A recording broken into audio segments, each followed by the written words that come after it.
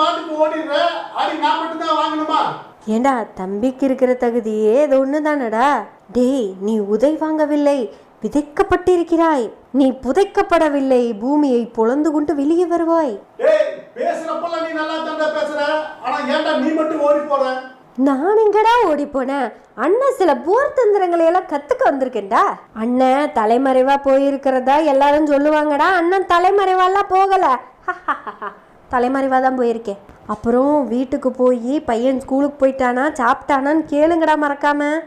ஏன்னா விளக்கென்ன, நீ ஊரூரா போயிடுவ, ஊங்குள்ளையை பார்க்க நான் போய் போலீஸ் கிட்ட மாட்டணுமா?